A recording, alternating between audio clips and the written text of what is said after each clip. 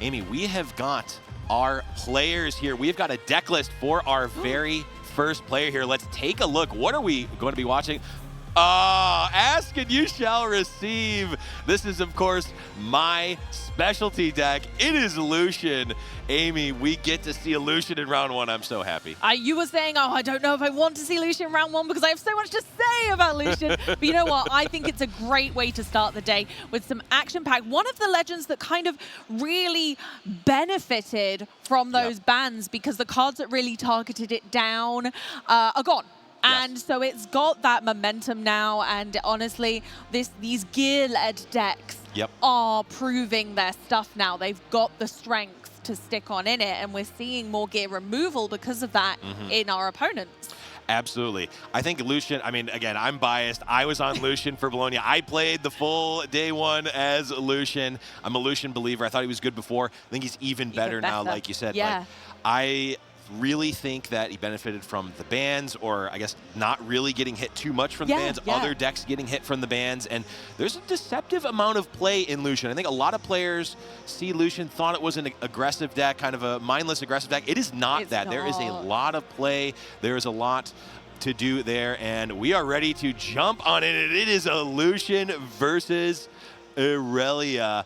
Here we go. We're not quite ready. Players are getting ready, but we see it is against Irelia. So this is a true test right from round 1, Amy. Lucian versus Irelia. You love to see it. You know, Lucian does have a lot of tricks up their sleeve, and the combos that they can pull out just take Irelia by surprise. And I think that's what it's all about, is you're playing at her own game. Let's take a look at her deck list today. Yeah, I'm taken by surprise right here. Jumps right out to me. Seal of Focus in Irelia. This is a new iteration that I've actually not even seen yet. I mean, one of the things about Irelia, it is a very, very power-hungry deck. So you are able to have that seal out, get that seal early. I mean, we've seen the Seal of Discord played a lot in Ezreal decks and other the Miracle decks before. Those decks are super power hungry. Irelia, no different here. Playing the Seal of Focus to be able to pay for those Defies, to be able to pay for the Blade Dancer ability, the Guardian Angels, all of that. If you can get one seal out, all of a sudden you're getting a huge discount on your power for the whole game. And if you look at those power costs, if we're looking at power cost versus our energy, actually, the payoff for that Seal of Focus is gigantic. Massive. When we're looking at how many resources we're going to save overall and how much that's going to be able to swing the game back in our favor when we're really trying to play that Protect the Princess, and you don't want to run out of resources, you need to be a little bit more careful. That could really come into play. Yeah, absolutely. I mean, we saw there's a lot of different variations of Irelia. I've not seen the one with the seals. I like this. It's running 3 charms in the main. I like that. Not necessarily a standard pick from before, but here, 3 charms in the main is huge, especially against Lucian. I mean, as the Lucian player, you play out your Lucian, you think it's fine. No, they're going to move in a unit. They're going to charm it over, and you are not great. But Amy, we are ready for round number 1. We're going to be jumping into the game here. Lucian versus Irelia. RQ Lille, round number 1. I wonder which battlefields are going to get chosen out of those 3. Let's have a look what we've got. We've got Forge of the Fluffed and Targon's Peak. Yes, this is a very, very good battlefield for Lucian, especially they are running the expensive equipment. A lot of those expensive equipment and expensive to equip costs there. So that Forge of the Fluff, if you can control that Forge of the Fluff, you can all of a sudden start to actually equip those equipment for free, which is really great. Yeah, I mean, just giving yourself all of the power when it comes to equipment, because that's where the big combos come in with this deck, is being able to equip multiple equipments and really kind of take that jump into the driver's seat. Yeah, absolutely. I mean, this matchup in general, the way that I've seen it play out is both of these decks are really good at doing the same thing. They both want to conquer 2 battlefields and then get off of those battlefields. You do not want to engage in combat really against either of those decks. They both have a lot of combat tricks. I mean, that's Irelia's bread and butter right there. So they're both doing that. So what is hard to do as those decks sometimes is get back into the game if you fall behind.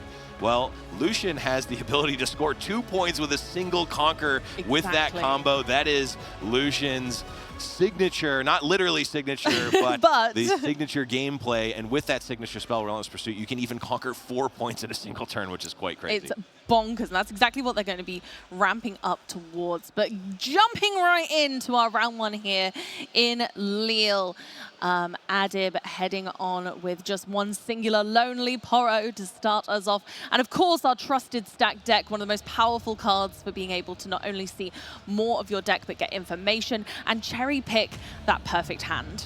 Yeah, and we see a very standard play on the side of Lucian. Play out that Doran's Blade, and guess what? You've always got that Lucian in your chosen champ zone if you want.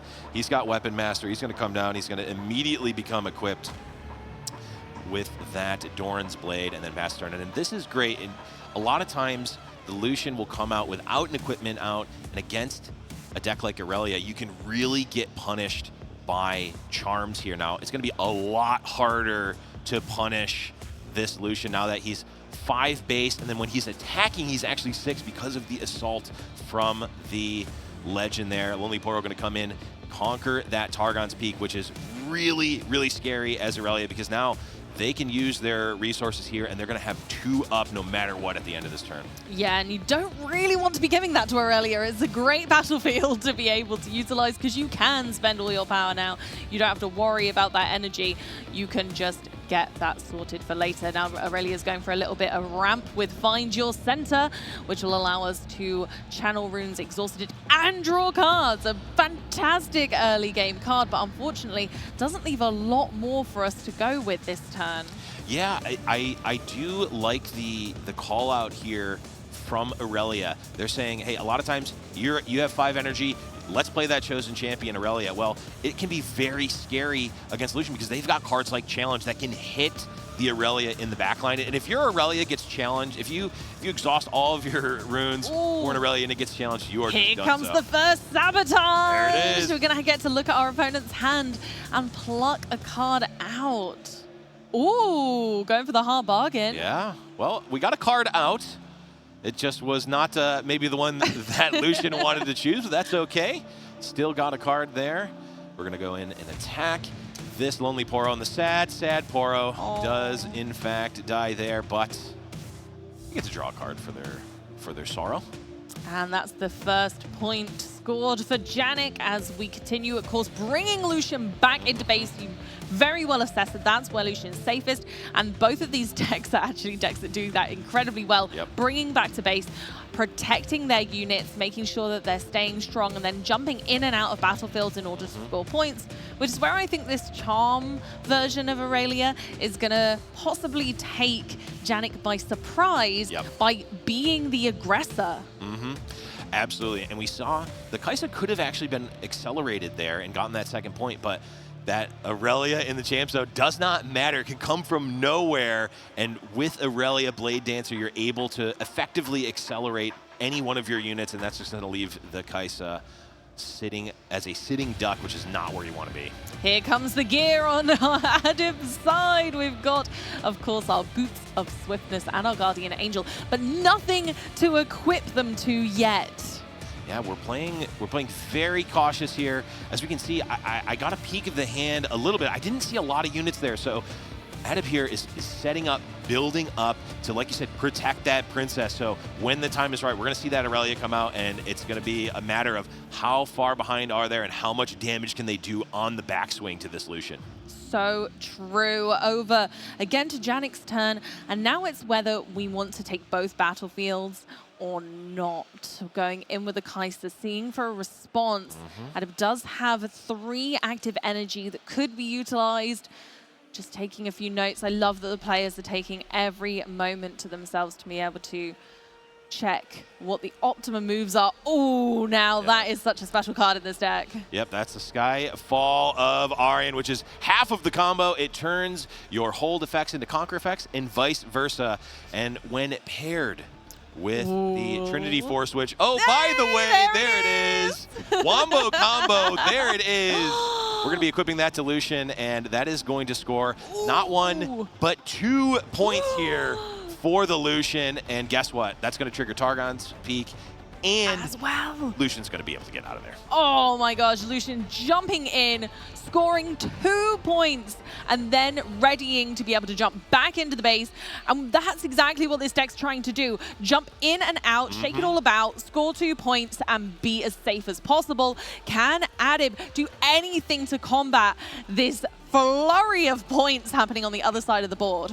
It's going to have to happen now because, like I said, we're already threatening to score 3 points next turn, which would put us to 7. If we have something like a Relentless Pursuit, we may even be able to win on Adib's next turn. So Adib does not have the luxury of time anymore. The time is now, and we're going to need to really start to accelerate this game for Adib, or else it's going to end, and we're going to go to game number 2. It's got to happen now. Irelia had to come out to play. Will Adib have enough resources, enough combat tricks to be able to stop Janik from just, well, doing just that, jumping in and out, getting all of those points? We're going to draw some more cards. Of course, we are able to attach these equipment and just boost Irelia up, which is exactly what we want to do. But I think here really poses a difficult question of, do you target down the Kaiser, or do you just try and take Targon's Peak to be able to not only further your own advantage, but kind of prevent your opponent from being able to respond?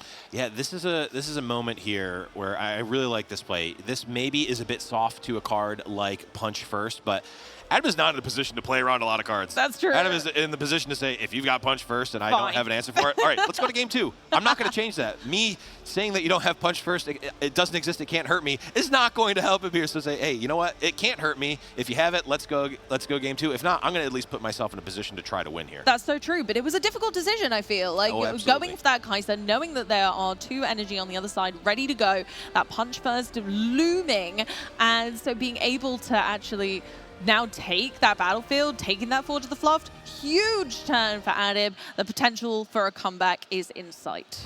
And now Adib is deciding, are they going to equip the Boots of Swiftness here? Yeah, they are. They absolutely are. And the question is, are we going to ready the Irelia? It looks like we are even going to ready the Irelia. We're going to be spending our power here. We're going to ready the Irelia and then be able to gank over to that Targon's Peak.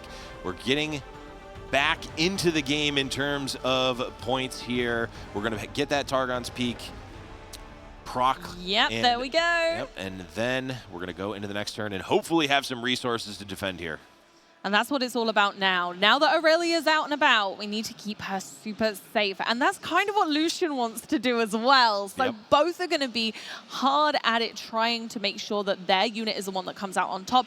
And I think that defines this matchup. Absolutely. These are both relatively unit-light decks.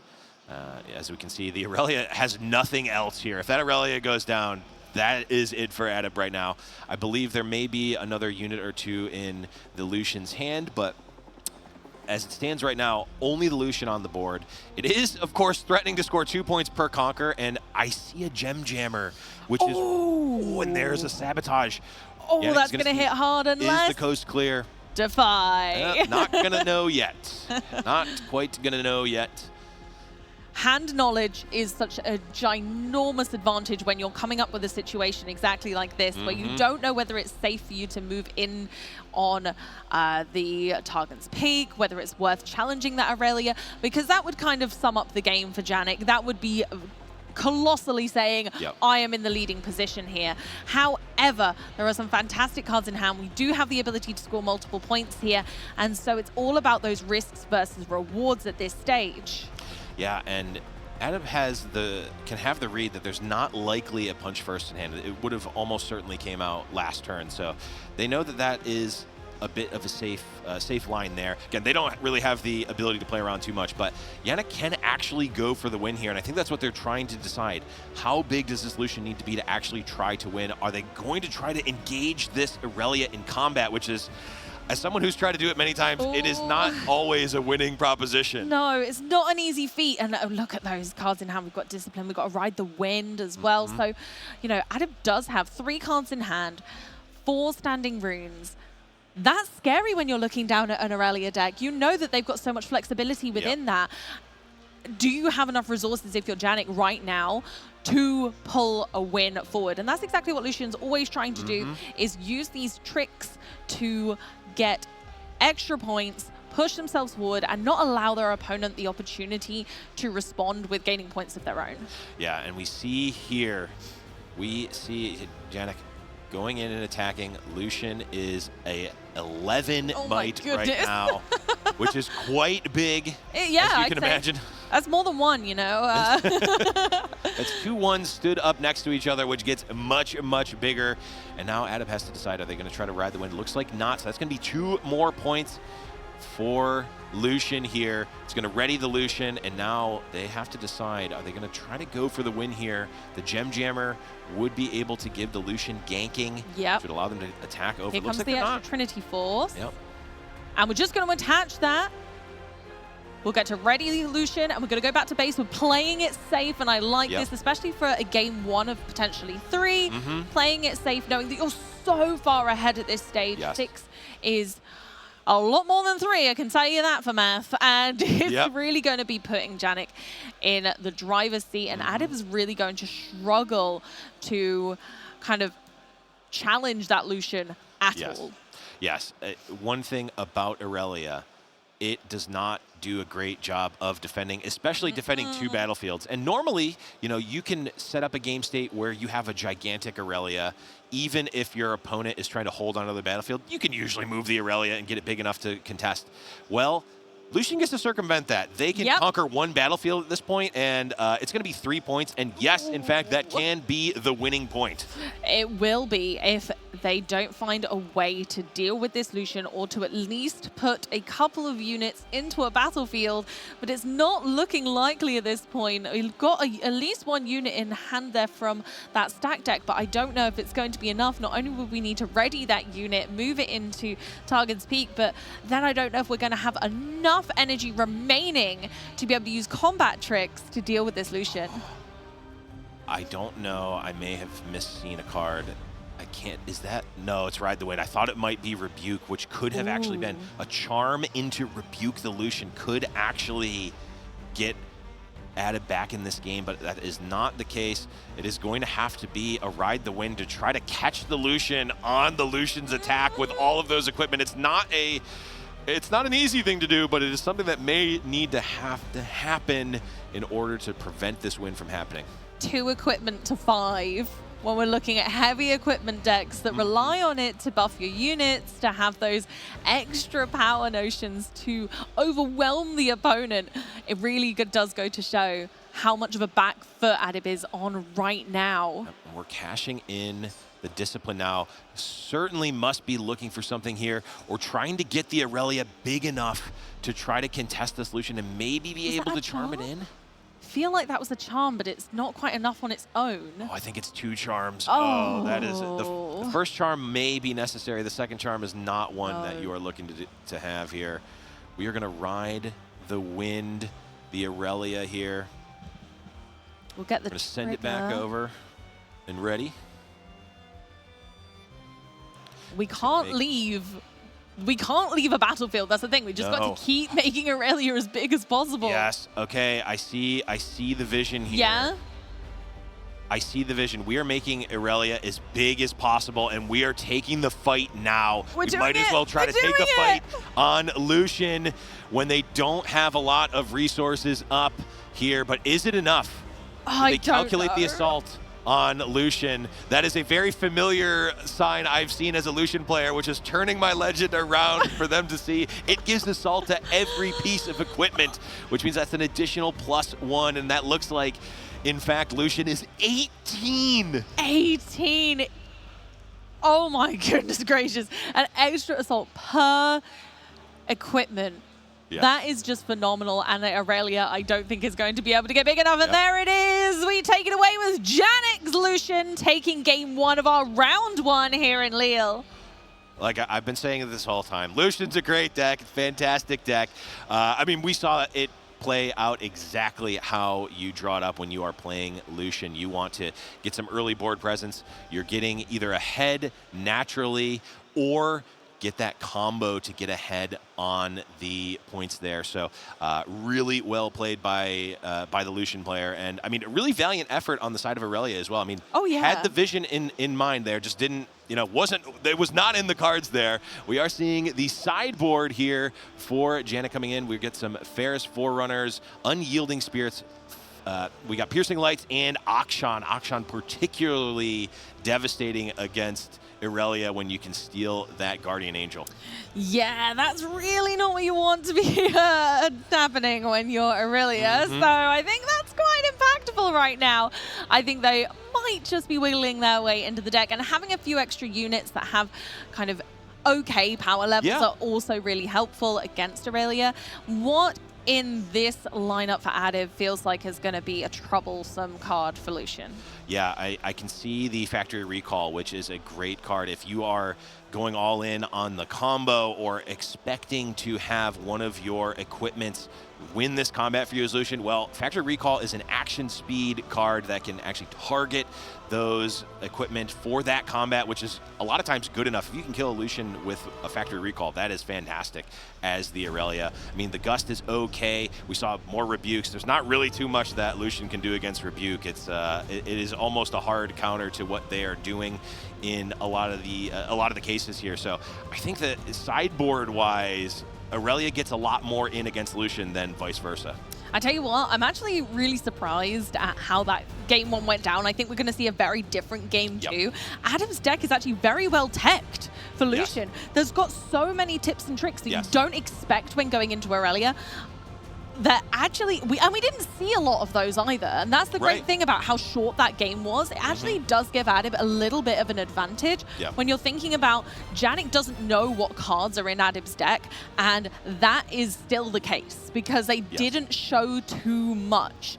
They didn't unnecessarily play cards, which then reveals to your opponent your possible strategy into their deck. So actually, not only having cards in the sideboard that your opponent's going to not be expecting, but also not revealing too much during game one could be huge for a comeback and making that extra push to pull ahead. Yeah, I mean, seeing one charm in the main, not uncommon. I mean, it may not be in the...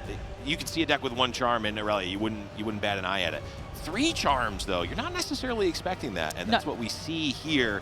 And it is, like you said, quite good against Lucian. We're going to have a lot more tricks there against the Lucian. Lucian does get to bring in a little bit there. They have the, as we saw, sabotages in the main, which are quite good. That hand knowledge, just so strong against Irelia specifically. Yes. If you can... I mean, it's not easy to do the math, but if you could see the math laid out, you at least have the opportunity to do the math there. Yeah. And it makes these attacks a lot more smooth as the Lucian player. And knowing what the risks are. And you've got that risk versus reward when you're playing Lucian. When do I push forward? Do they have any gear removal? How do I make sure that I am keeping this Lucian with all this lovely gear attached in play? And if you know what's in their hand, you know exactly what could come your way. And so if you go ahead and just have a cheeky peek, then it's all going to be okay. But as we saw in that game, the opponent was not letting that happen. No. Not even once was a single card looked at. Instead, it was, no, I really don't want you to see that. And it really shows why it's such a powerful resource in this game is hand knowledge. If your opponent is going, no, I'm going to spend this resource instead to stop you from doing that, you know it's strong.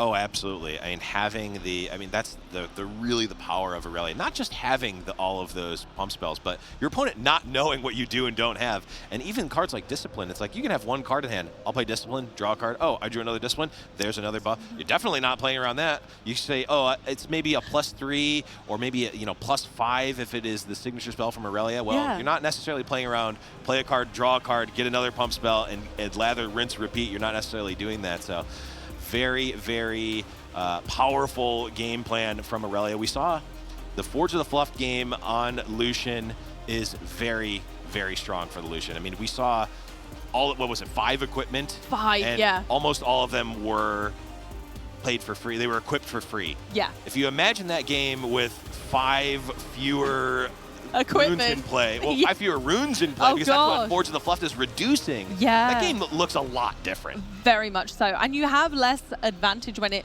comes to making those swings in combat as well. You don't have the energy left over to use something like Punch First if you're constantly having to put runes to the bottom of the deck. Yep, and we see Sunken Temple on the side of Lucian, which is a great card for Lucian. The problem is it's also a great card for Irelia, and we see it actually line up here. Oh, no. The double Sunken game. The table is sunken as we bring ourselves into game 2. Here we go. I'm imagining we are likely going to see Irelia on the play here, going first. Let's start it up. Going to be drawing lots of cards this game for both sides, and hopefully that will help them piece together these really strong combos. Will Adib be able to finally stop Janik in his tracks?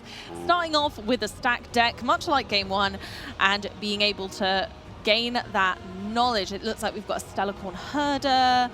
I think I couldn't see what the other cards were. I saw just a sliver, but I think it may have been Rebuke and Guardian Angel. Ooh. It looks like they are taking the Rebuke, as we said before. It is really a hard card for Lucian to deal with if they are behind or even just at parity, but this is a bread and butter play for Lucian. Ooh, very I much see so. 3 runes, I play my Lucian. Yep, 3 runes, Lucian's here, ready to play. And also staring down at nothing from your opponent means that you have potential free reign next turn to just kind of do exactly that and jump around between the battlefields, gaining points. You know nothing in particular is coming your way. Yeah, but we see a very scary unit. That is Stellarcorn Herder.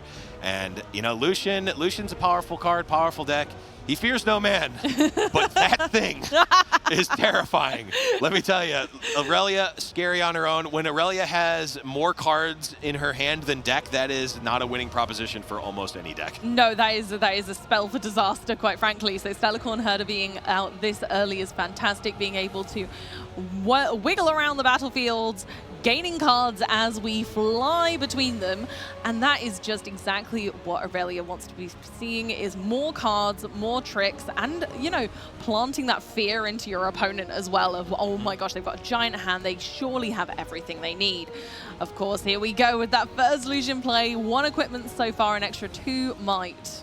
Yeah, and really heads-up play here from Janik. You know, normally you're not getting into combat with anything. Why are you equipping here? Well, that Sunken Temple is very important. Lucian, a lot of times, has trouble drawing cards, and when you can turn 1 rune into a card, at least at this point in the game, you're definitely going to want to do that. Yeah, the unit must be mighty to be able to draw those cards, and on his own without any equipment, Lucian is not mighty, but 1 piece of equipment just booting that might up did the trick. Absolutely. We saw a few other pieces of equipment in Janik's hand, but getting that first point is going to be great. But it's not necessarily who gets the first point, it's who gets to that even break point. It's 2, 4, 6, 8 for the winning point in Riftbound. That first point is almost exactly the same as the second point in this case. Here we go, Stellarcorn Herder back on it, jumping into our first Sunken Temple. And not only that, we're going to draw a card, but our Boots of Swiftness also allow us to have ganking for later,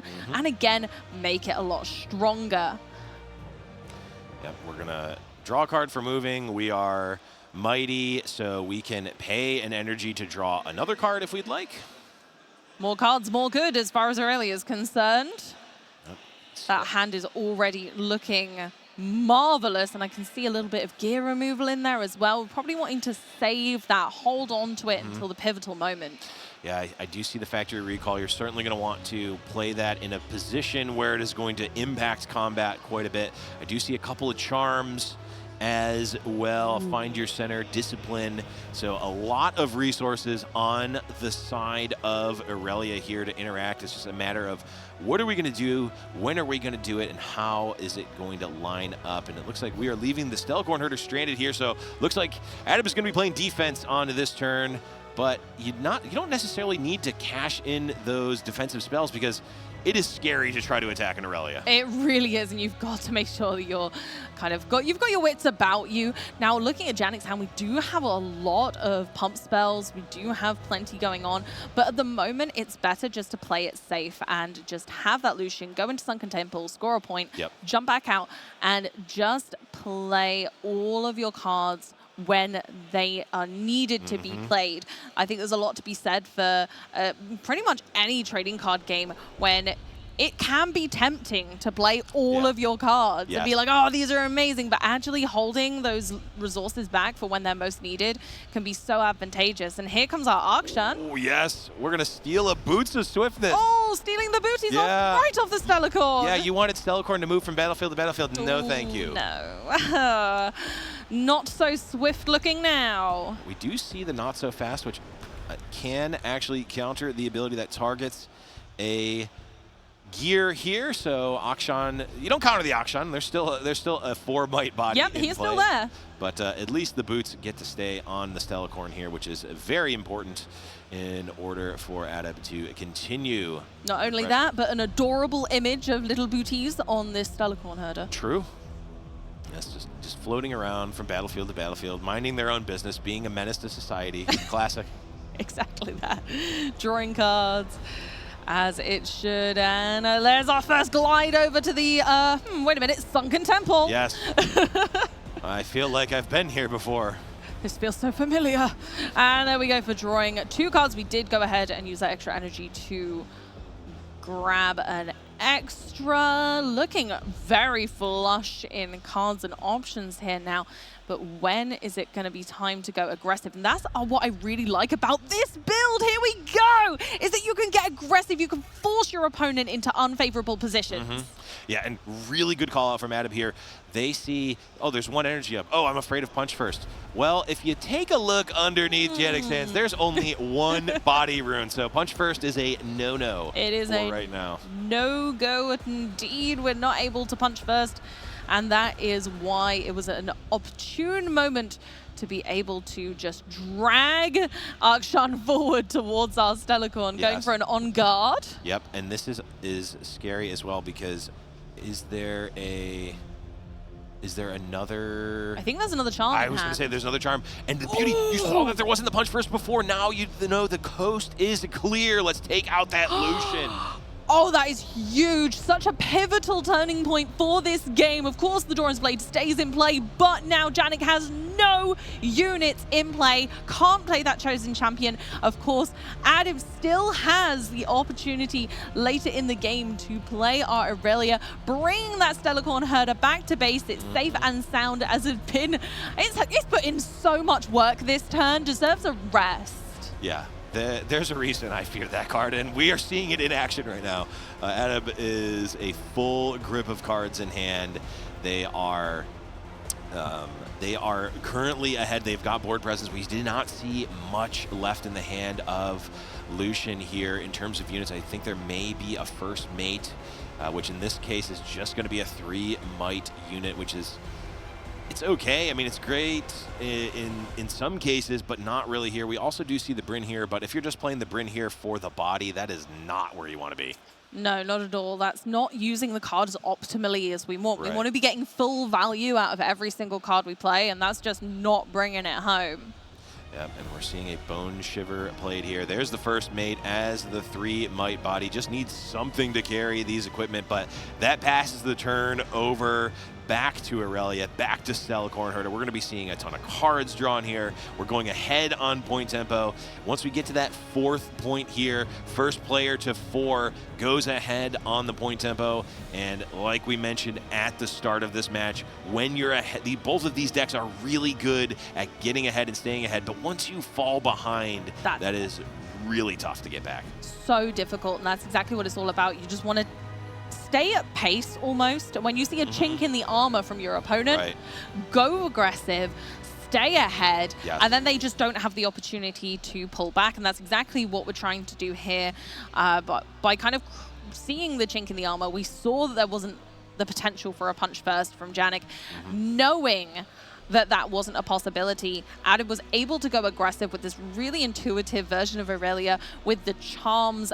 Yes. Just bringing all of the charm to the table with 3 total in the deck. And now it's time to get rid of that Bone Shiver, go back to the hand. You're going to have to use all of those runes to play it again.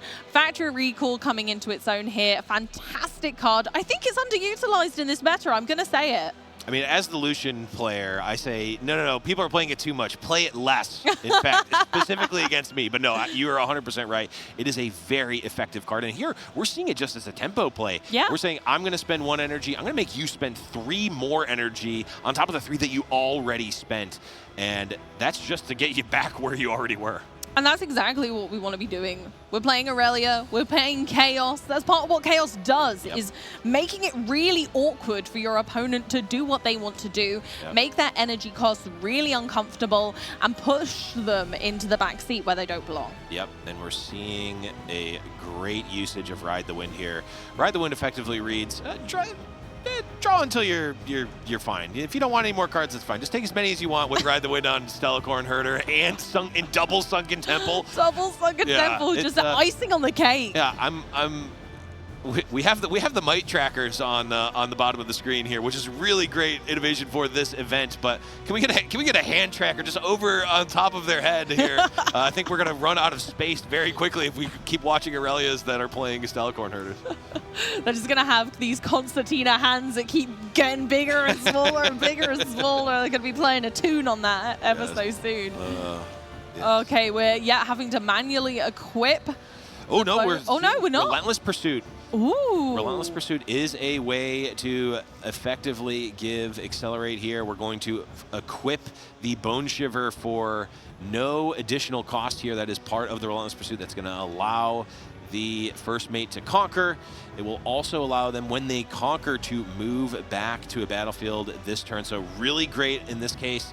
The first mate can move to the Sunken Temple, conquer. That's going to proc the Bone Shiver. It will then, because of Relentless Pursuit's ability, move back automatically without exhausting, be able to then exhaust to move in and conquer the other one. But no. That's too much text. Too long, didn't read. One of the best feelings as a TCG player is when your opponent has to pick up your card and read it, because you know they haven't seen it before. Right. They haven't played against its power, and it was too fearful. We were like, no, I'm going to have to defy that. Yep. And here we go. We're seeing exactly what we talked about here. The double conquer. We're seeing the Bone Shiver proc here that is going to help there. And yeah, we saw Janik maybe not make the mistake, but was punished last game from not having their unit in base be big enough. They've already seen 2 charms. We're not getting hit by a 3rd one here. Surely not, but it could happen. It could, and it does not matter how big that first mate is. It's not big enough is the answer. Yeah, Irelia's going to draw a load of cards all over again with the extra choices from those Sunken Temple as well, helping them out. Choosing your battlefield for each game, 1, 2, and potentially 3, is such an important skill. And Adib really had the advantage here going in, knowing they had their own Sunken Temple. And then Janik just kind of accidentally fed into that, thinking, well, I need more cards. But actually, Adib's now in a much more prevalent position. You've accidentally given your opponent a slightly larger advantage.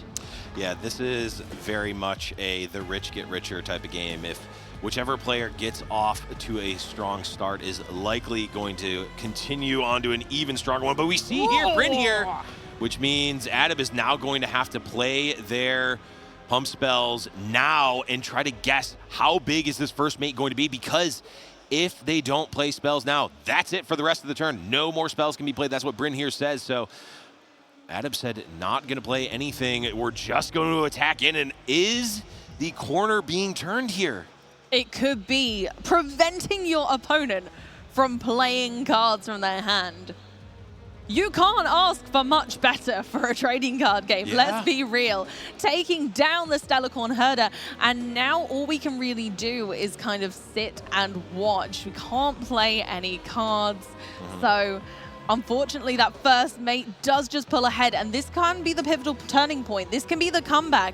Just putting your opponent enough on the back foot, and we're not too far away points-wise to keep going now, keep pace, and just take the win that way. Yeah, the question here for Adib is, are they going to be able to present the conquer on 2 battlefields? Because they're at 6 here. They are potentially threatening to win, but I don't know if they have enough energy to play the Irelia, ready her, and then also be able to take both battlefields. I'm not sure. They certainly have the cards in hand. I just don't know if they have the energy. I think that's exactly it. You kind of have the ability to make Irelia big enough, but do we have enough resources to make that happen realistically? My gut says no, but I'm not out here playing. We've got Adib to thank for that. So hopefully he'll be able to piece a miraculous turn together. Otherwise, Janik really is in the driver's seat. Yeah. Good news, bad news for Adib here. The good news is that Janik is at 5, which is notably not 6, which means theoretically, in a normal game of Riftbound with non-Lucian decks, they're not threatening to win next turn. But it is Lucian. So if we see the combo come out, then all of a sudden it could be over, and that could actually be the end of the game in favor of Lucian. Looking like we're going to try and put the advantage back in our court by channeling an extra rune and then also drawing a card with Find Your Center. But I think it might be a turn too late to be channeling that extra rune, because really we need to be putting the pressure on Janik now in case of that rather scary combo that we saw last game. Yeah, I believe that the 3 equipment are Bone Shiver and 2 Doran's Blades. I'm not 100% sure, but it is not necessarily going for 2 points on the hold here, but if they are able to assemble that combo, they can get a surprise win out of nowhere. And that's exactly it. That's why Lucian's so strong. I really believe that this deck has been almost slept on for too long. I can see why you've been a believer from the beginning. I see now the mistake of my ways, but first mate is out of there. Rebuke comes down and says, no, I need to take this game. I am taking this back by force. Put that back where it came from. Yeah, get the first mate out now. We're going to prevent the hold point. We're going to slow the game down for Janik as well. But the problem is, what is Adib actually going to be able to put down in terms of pressure as well? Because they also need to be threatening to win the game next turn, likely because, yeah, Lucian might not win the game right now, but they're certainly going to be winning the game if they get another turn. Oh yeah, you can't let them have that realistically. This is now or never. You've got to put as much pressure as humanly possible on. We've got our little Poro standing strong, but is it going to be enough? We're running really low on active runes by the looks of things. It might just not be enough. Brynhir's already there, going to be readying at the... Oh no, here we go. Yep, we're passing over. Yes, the good news for Adib is that we don't see either piece of the combo in play right now. So, and at this point, it would need to be the combo plus a 3rd Relentless Pursuit, which I don't even know if there's enough energy to do. So I think we're not likely winning on this turn. So then it's going to be the question of, can Adib present the win the turn after? And it's going to be harder with 1 fewer card in hand. Do we have anything to... Oh, we don't! This time we get the full effect of Sabotage, being able to choose a non-unit card and recycle it. That means to pop it to the bottom of Adib's deck.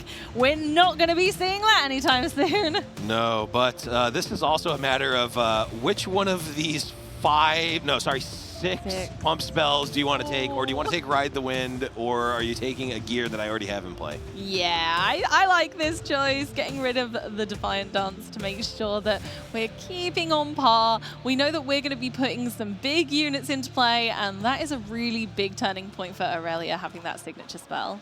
Yeah, it is the biggest might swing that you can really present. And there's half of the combo. That is scary all of a sudden. It's going on. Yep. Well, we're seeing the Bone Shiver equipped first here. Well, I think we might be suiting up here. Ooh, suiting and booting, ready to go. We've got the Trinity Force. Oh, it's getting scary. Still plenty to go, but we don't have the other part of our winning combo yet. But we might be able, now that we're mighty, we might be able to go ahead and draw some more cards with the Sunken Temple. Yep. We don't have the Skyfall, so we're not going to score 2 points on Conquer, but we would score 2 points on Hold. That's just what Trinity Force does as a base cost. Trinity Force is one of the most fantastic effects on a gear, in my opinion. When I first read that card, being able to duplicate other effects, I was like, oh, the potential. Oh, yeah. Oh, the future potential of that card is infinite. Yeah, Skyfall is just one of those cards that every time a new Hold or Conquer effect comes out, you gotta look, what happens if I make that a Hold effect or vice versa? Like, how does the game change? I mean, even having it on a Kaisa and having the Kaisa Hold and drawing an extra card is just good enough a lot of the time. Yeah, that's crazy. Isn't that what Draven was good for? You know, right? Yeah. Drawing. We saw through Draven. Draw more cards is good. Yeah. Cards in hand go up, win rate go up. It's very simple. But Riftbound easy game confirmed, but obviously not, as we see here. Looks like the judges are making a slight correction to the game state, but I think all is well in regards to where we are, and that is going to be the Bryn here coming in, going for the Sunken Temple. We're going to choose to draw. We're channeling a rune. From the Bone Shiver. Yeah, we're going to choose to draw a card. Or are we just going to, again, take it slow? This isn't a race that needs to be won right now. Yep. We are seeing a 1-1, and that is a challenge saying, you know what? Let's get that Poro out of here. Yeah, you're going to draw a card, but that is one fewer unit in play. That's going to be more resources you're going to need to spend to try to contest me next turn. At this point, Janik being able to get a hold point here even, again, just puts him in a winning position for next turn.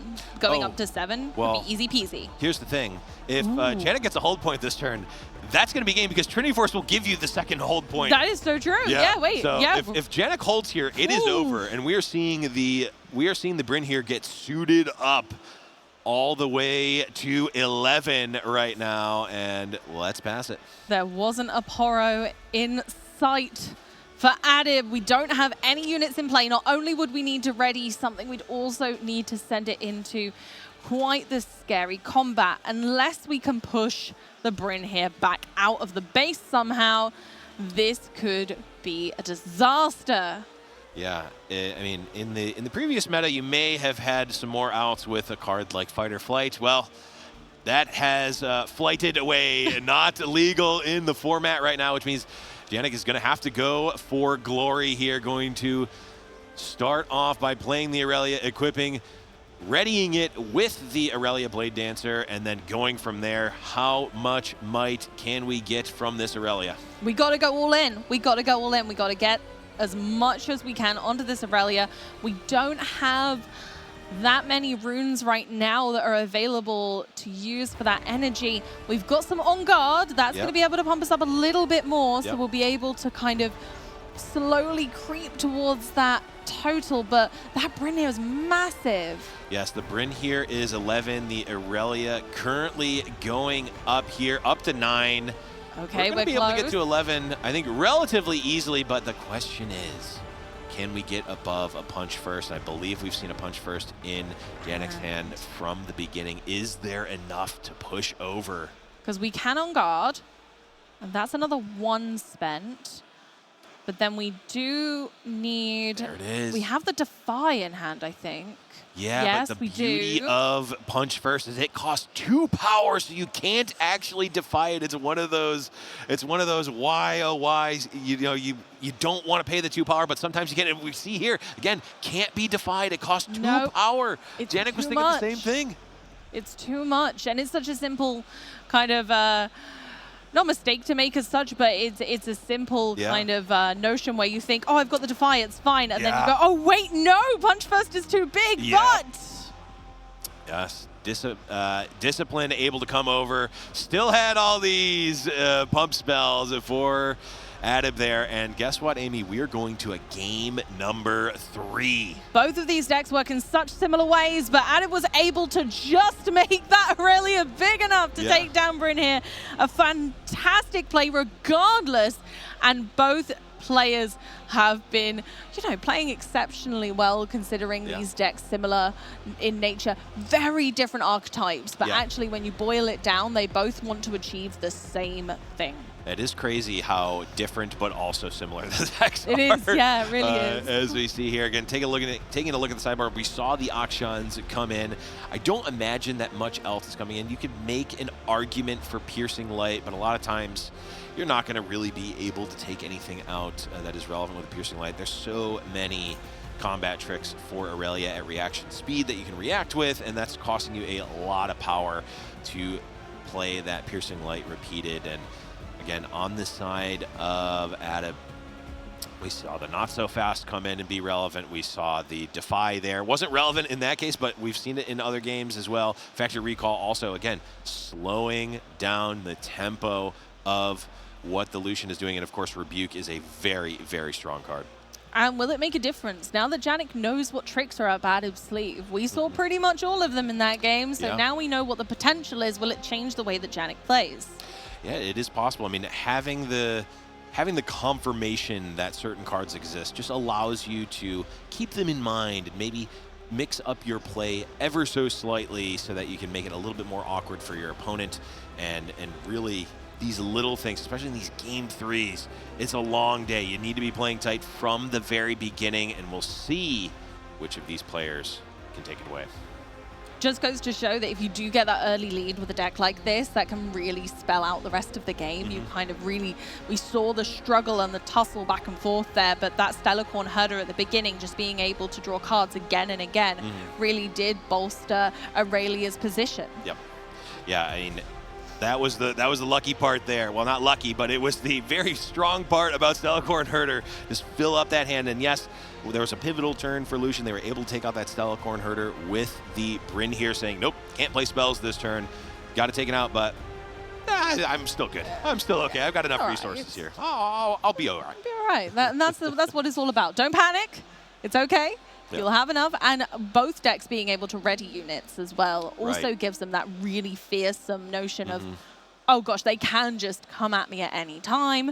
They do have that flexibility. And we're seeing the battlefields for our Game 3, Zorn Warrens and Rockfall Path. Yeah, Zorn Warrens is a great one for, honestly, both players, but Lucian especially, if you're looking for those specific cards, if you're looking for a specific piece of the combo, it is great. Rockfall Path is going to slow the game down for Irelia and is going to allow them to have that breathing room to hope that Lucian is not going to get too far ahead.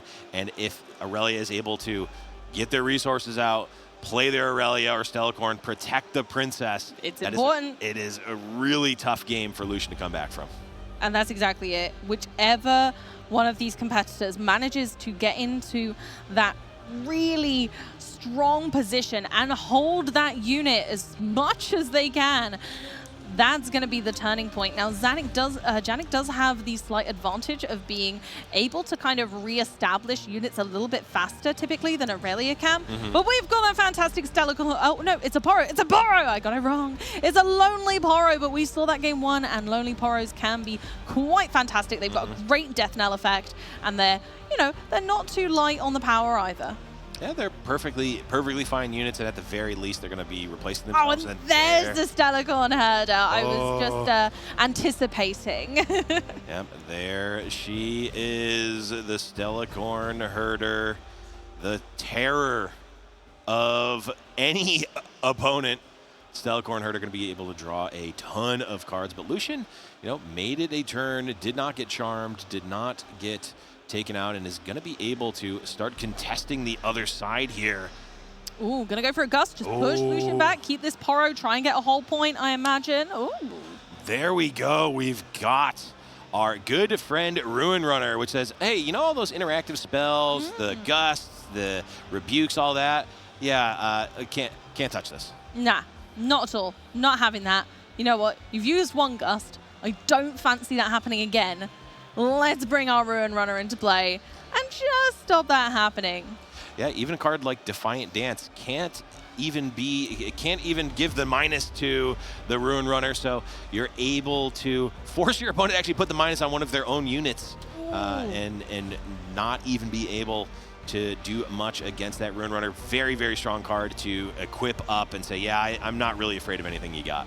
Going into the Zorn Warrens, using its effect to draw more cards. And that's exactly what Irelia wants. We want to make this beautiful big hand and try to just further our stance. Moving over with Gust of Wind. Ride the Wind, yep. Ride the Wind. Goodness, I was thinking Gust and all sorts. To bring ourselves into Rockfall Path, where our opponent will really struggle to contest it. Yeah, and just able to move the Stellarcorn Herder around, draw more cards. Again, Ride the Wind with Stellarcorn Herder basically says, draw as many cards as you need. That's yeah, fine. go Just ahead. Make them. You can have them. But we see a moment potentially of opening here.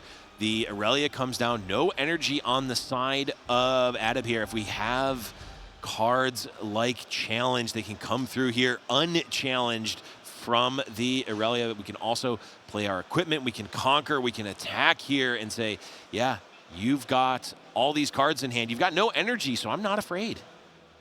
Straight on in. No need to worry. 5 power to just a sweet Poro. Do get the Death Knell effect, which is quite advantageous. Yep. There we have our Trinity Force coming through, and I'm wondering if we're going to see potentially the Relentless Pursuit to move the Ruin Runner over, get another point, be able to equip the Trinity Force for free, and then get the Ruin Runner out of dodge here. Can't be charmed from the back line, unlike other units, and just keeping up on the point tempo as much as they can. And then potentially looking to assemble that combo and get some additional points out of nowhere. Jumping over to Zorn Warrens and then back to base just to get that extra card draw in. Can't knock it. That's exactly what we want to be doing. And loading up this Ruin Runner with those gear is going to make it so much harder for Adib to deal with it, where it can't be targeted by these effects. So Adib's going to have a lot of cards that are practically useless against it. Yeah, and I can see another Relentless Pursuit. I can see a First Mate. I mean, both of these cards really good at protecting that Ruin Runner. I'm not sure if we have the Skyfall. I maybe saw it for a second, and that would allow this Ruin Runner to all of a sudden start to get 2 points per conquer, which is going to get them back on track to be ahead in this game. Stellarcorn Herder doing its thing, jumping straight into Zorn Warrens there, scoring us a point. Now it's a hard consideration of what's next. How are we going to overcome our opponent here? Going for the charm just to... Oh, that was a discard on the charm for the draw. Yep, can't charm the Ruin Runner anyway, so... And of course... I think we drew into another charm. The classic, yeah. Discard a card, I don't need this anymore, draw I got an immediate one. Yeah, okay, fair enough. But Irelia moves on in.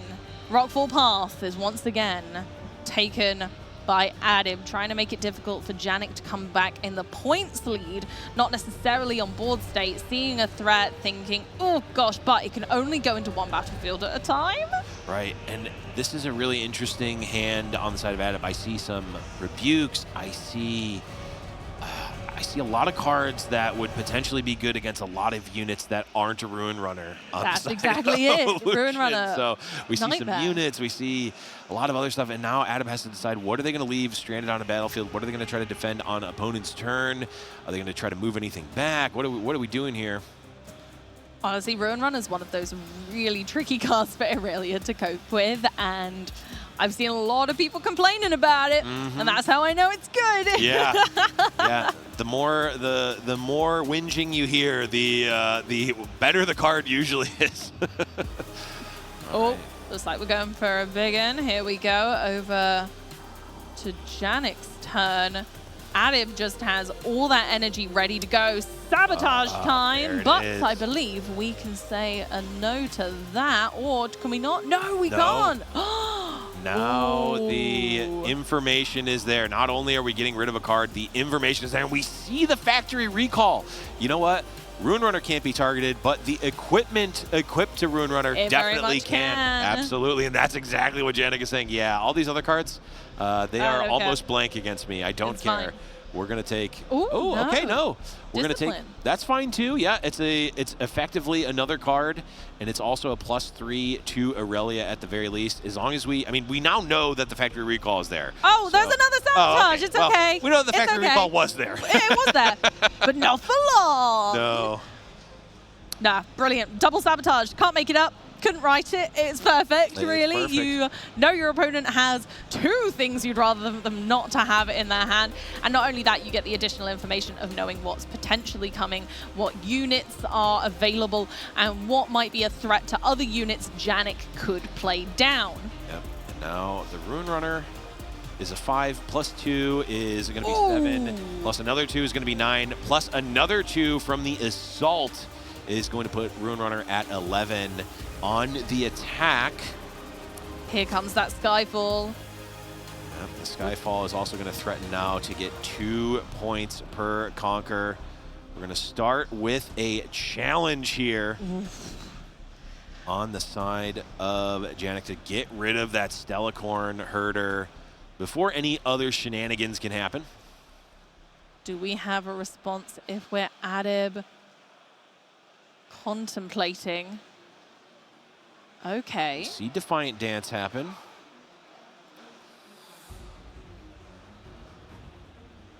So we're significantly bigger. You mentioned a minute ago, it's one of the largest pump spells we can get in one go. And of course, Yep. it is that signature spell. They have phenomenal power for a very good reason. Yeah, okay, so I believe we're saying the Stellacorn herder is dead anyway.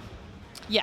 We're going to use this opportunity to play Defiant Dance and actually pump up the Irelia, because if the Stellacorn herder is gone, you need the other target for the -2. You can't say, oh, I'm not going to give anything -2. You have to choose something. So I'm going to choose the Stellacorn herder because there's no other options if that Stellacorn herder is gone. So let's cash that in now. Really heads-up play on the side of Adib, but we know there's no Defy. We're going in and relentlessly pursuing that Irelia here.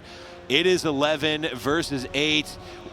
Janik knows there's no more pump spells. There's nothing coming. You can ride the wind over. That's fine. But guess what? Relentless Pursuit says, no. I'm coming after you. No, I'm coming in. You can't stop me. Now, the only thing we could do is to continue to ride the wind, but that's all we can really do. Yeah. Just keep running away, and that might just give Janik the momentum we need now to finish up and start to close out this game, because if we're looking at points, Janik is on the back seat, but Adib is going to need the memento to keep on going. I think we're just discussing where the effect can happen, but it absolutely can in this instance. Yeah, it's one of those weird scenarios where there's pending combats and making sure that all the triggers happen and which one of these resolves first. They did resolve it correctly here. The Lucian initial attack is happening first. We're then going to use the Relentless Pursuit ability to move the Rune Runner back. And guess what? Relentless Pursuit does not exhaust in any of those moves, so now Janik is going to be able to re-attack if they want into that Irelia. Just guarding Charm again. Charming is certainly not on the menu right now, so that can go. We'll draw more cards, and again, drawing more cards at this point as well kind of gives you an advantage in that Janik doesn't know your entire hand now. It is massive. What was that top deck? It could be anything. I mean, this top deck could very easily change this entire combat, but as we see, it doesn't, and Lucian is able to conquer here for another 2 points. That puts them to 6, and if they hold, they win the game. That's dramatic jump from 2 to 6, jumping ahead, and we're gonna see it all unfold here. Can Adib come back from this? It's not impossible, but it's going to be a tough ride ahead. We're going with another Stellacorn herder. Okay.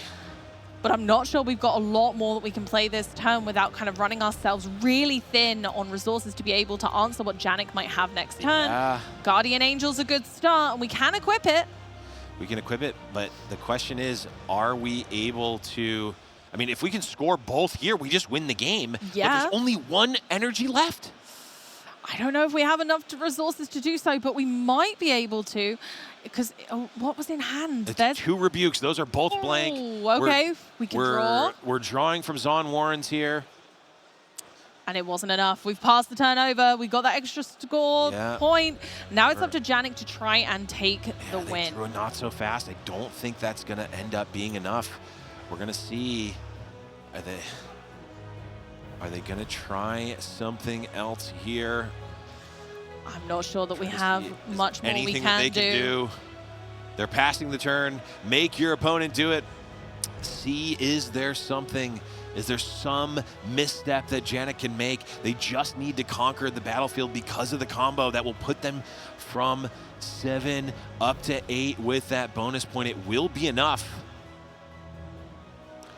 Seeing, just confirming everything with the judge here, going for it. Going into Rockfall Path, which is just open for the taking. Yep, and it looks like, and there it is! Janik ruin runs right into the winner's position for this round 1 here at our regional qualifier, Lille.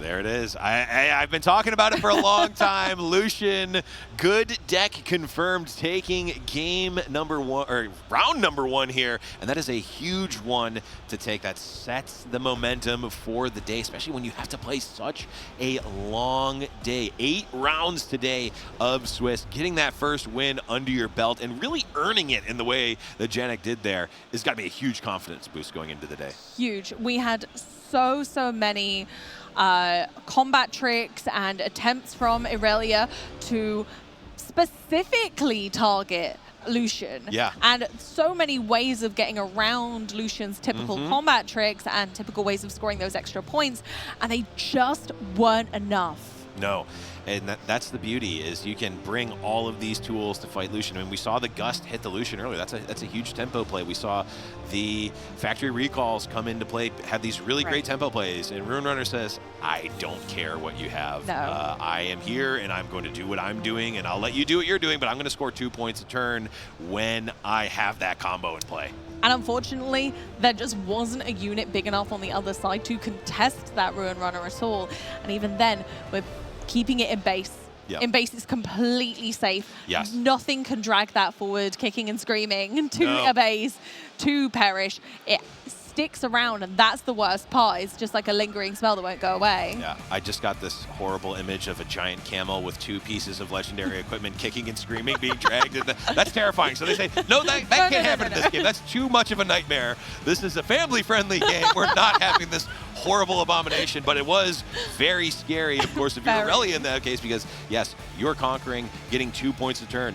This is not fair. No, you're only not at all. 2 points per conquer, up to 4 points a turn. That's not fair. That's not Riftbound. Well, Lucian says, I don't care. No. I'm going to get these points. I'm going to jump ahead. If I'm behind, I'm going to jump ahead. If I'm ahead, I'm going to go really far ahead and win the game in spots that most decks aren't even able to. Lucian says, rules? I don't need them. I don't need them. I'm gonna gear up and go ahead in and take my points, and you're not going to do anything about it. But I will say, to the credit of Irelia, we saw a lot of trickiness there. We saw, like you mentioned, that hand reveal being so powerful that they're saying, you know, I'm going to spend a whole card.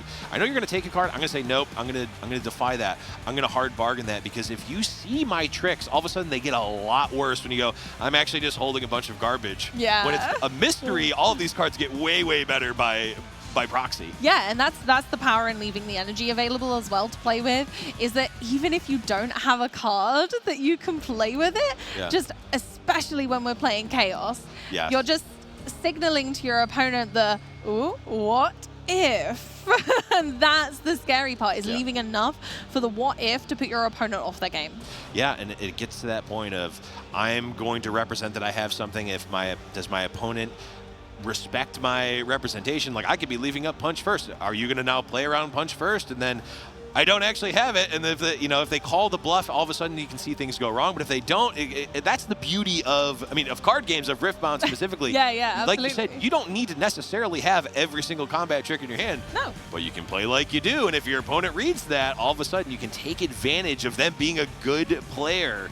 You can take advantage of a good player by saying, oh, nope, I've got nothing, I'm telling you, I've got nothing with all my energy up. I'll pass the turn. Yeah. You know, oh, they definitely have something. they got something. We see their hand, they've got nothing. It doesn't matter. That's the beauty. These are the types of things that I love in card games, specifically in Riftbound, and even more specifically in Lucian. We mentioned as well with this particular matchup that holding resources, not playing them too early, not giving away not necessarily what's in your deck, but also not giving away the strategy you could employ is not only good, but also having that ginormous hand also changes your opponent's perception of how your turn could go and how you could interact with their turn. Because the chances of you having cards that they know exist, that they know are a threat, but they don't necessarily know if they're in your hand, well, if you've got 10 cards in hand, they probably have it. They probably have it. And so then it becomes scarier to call that bluff. You can still do it. We saw it in game 2. But it becomes that wall that then you have to get over. Yeah, it becomes a knowledge check of, it's not that I don't think that you have it, it's that if you have it, I lose anyway, so I'm going to pretend that you don't have it. And sometimes that works and sometimes it doesn't. And we see really great players be able to make those adjustments and call the bluffs when necessary and say, hey, move in when you need to and play to win instead of playing to not lose. And we saw that really executed well by both players, honestly, across the match. Yeah, no, honestly, both players played spectacularly. I'm really pleased with our round 1 there because we got to see 2 decks do their thing in very unique ways, and we got to see the combo. We got to see the Lucian combo unfold, which obviously everyone knows what Lucian's trying to achieve, but then are they able to string it together? Can I stop them? It's like a mini game, like you were saying yesterday to us in a lot of our interviews. You've got to throw your opponent through those loops. Yeah, you got to throw your opponent through those loops, and we are going to throw over to an interview with our winner. Let's hear it from the giant untargetable camel's mouth himself. Let's throw it on over and listen to what they had to say. Thank you, Blevins, for the throw. I'm here with the winner of round 1, Janik. You won on the Lucian. Congrats. Now, tell me, why do you play Lucian? Well, I play Lucian because he was just my favorite champ in League of Legends. He was my first main when I started the game. I played him like years, 1 or 2 years. And when I saw that he will be released in Spiritforge, I was like, hell yeah, I got something to play. Doesn't matter what kind of tier he is in, man, this is going to be my main. I knew it on the spot. And I'm happy that the deck really fits my playstyle.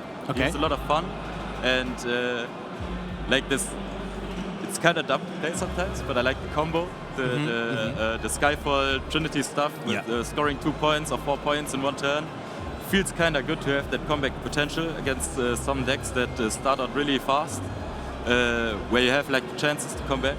It's really fun. I just love the champion, man. It's That's awesome to hear that you actually played like League of Legends so much and you have so much association with a legend that it transfers to Riftbound. That's a really cool story. But I wanted to ask you, since Lucian now is actually way stronger in the metagame than it was before the bans, what do you feel like is your best matchup and worst matchup coming into this tournament? That's a pretty good question, actually. I'm not sure what my best matchup is. I feel like everything is winnable, actually. I think most matchups are winnable if you hit the right stuff, can sabotage like out your counter stuff. It really depends on the sideboards, to be honest, because a lot of people are sideboarding against Irelia and stuff, and that hits me as well a lot, to be honest. Correct. Irelia is probably one of my worst matchups. Really depends if they hit like the adaptive turn thing that destroys my gear. If they have that on curve, I don't do much, right? So what was in your head when you were playing against here in the first round? What is in your head? How was your mindset when coming into this match? I was like, great, I'm on stream and I can play against my worst matchup.